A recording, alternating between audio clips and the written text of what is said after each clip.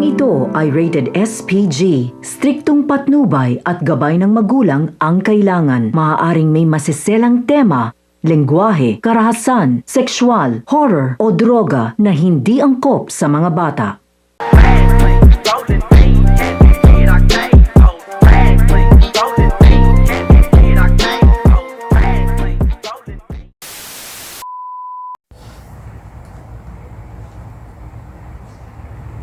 Nice to meet you, Mr. Francisco. It seems that you are interested joining our company as a project engineer. So, how do you see yourself in this company? Good morning, Sir Jacob Erhino. I'm Russell C. Francisco, and I'm applying as a project engineer. I see myself as a valuable contributor to this company. I believe that my skills and experiences align well with the company's goals, and I am excited about the opportunity to bring my unique strengths to my team. Over time, I hope to take on new challenges and responsibilities, continually learning and growing within the company.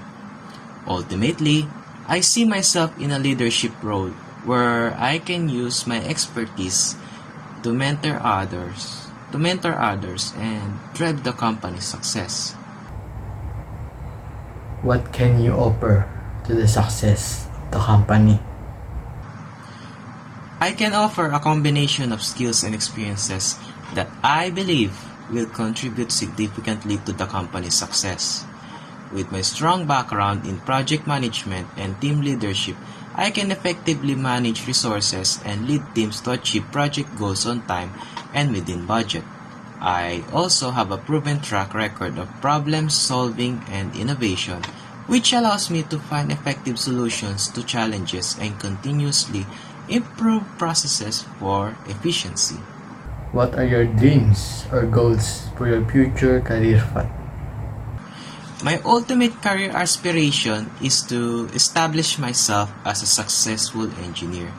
I acknowledge that the path of engineering is challenging, yet it is this very profession that I passionately aspire to dedicate my entire career to, right up until my retirement.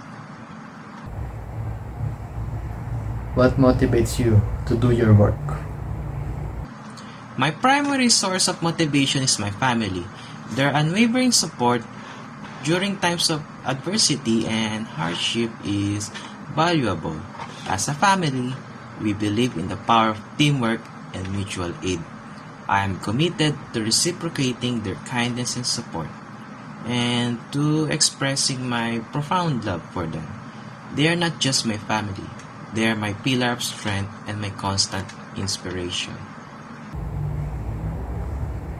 For you, what is a measure of success? In my perspective, success is not solely defined by tangible achievements such as wealth, status, accolades. While these can be indicators of success, I believe that true success is measured by personal growth and fulfillment.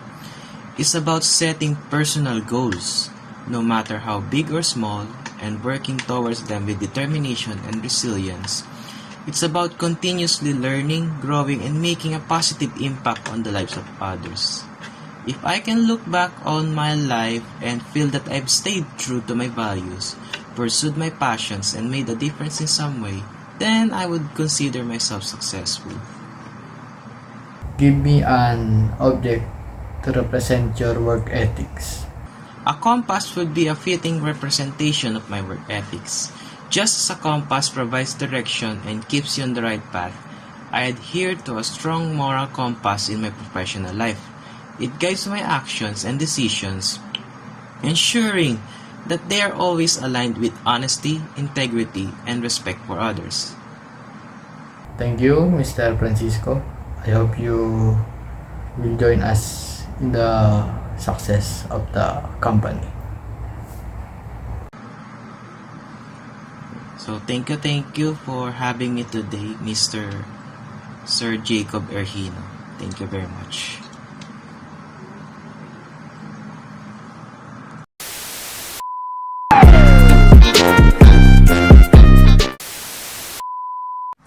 Good evening, Sir Jacob Erhino.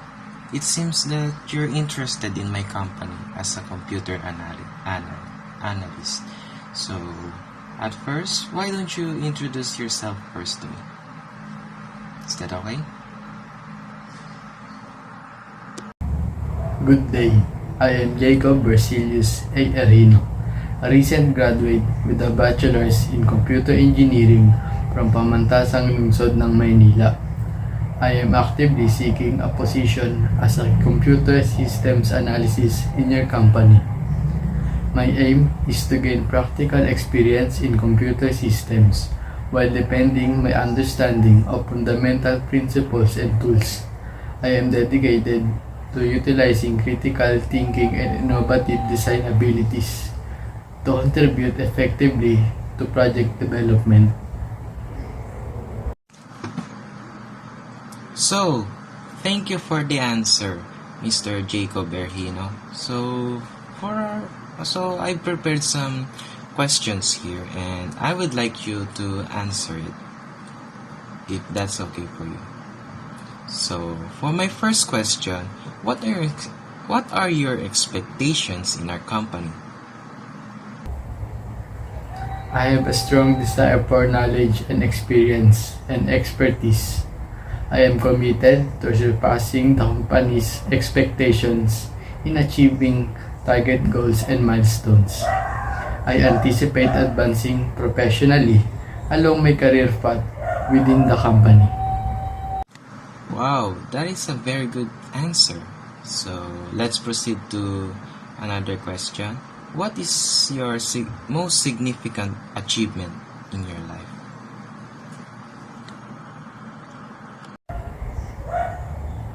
My most significant achievement is maintaining consistent honor student from elementary school to the present day. This achievement has placed me under pressure due to high expectation from myself. Despite this pressure, I have managed to handle it by staying motivated and persevering.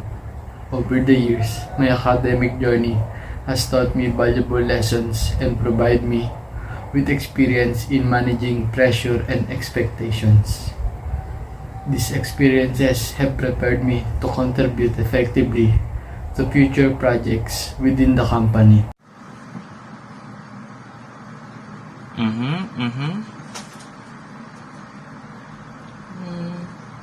How much is your expected salary? I anticipate a salary that is commensurate with industry standards for someone at my level in this position. What are your strengths and weaknesses? My strengths lie in having a strong work ethic. When I undertake a project, I consistently exert my best effort to ensure its success and never underestimate the importance of work. I firmly believe in the principle, if you're going to do something, do it well, which serves as a constant reminder for me to always give my best. However, I am naturally shy. Since childhood, I have felt nervous about speaking in front of others, particularly in class settings. Nevertheless, I recognize the necessity of overcoming this fear to contribute effectively to the company. Additionally, I understand the importance of improving my communication skills to efficiently manage projects. Why do you think you will be successful in this job?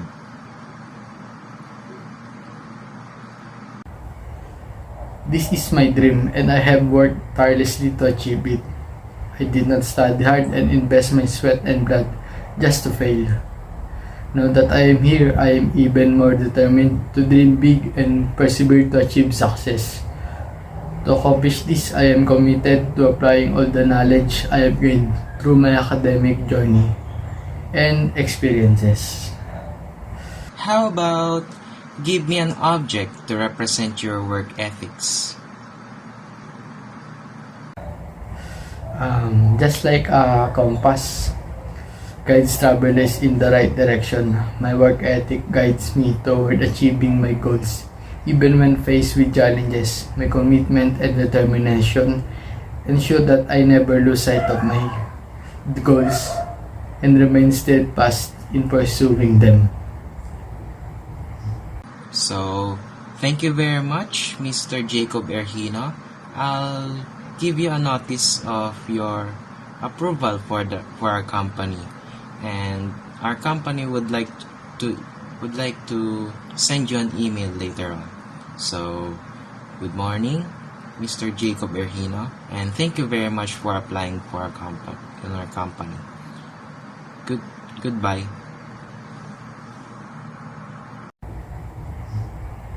Thank you and have a great day.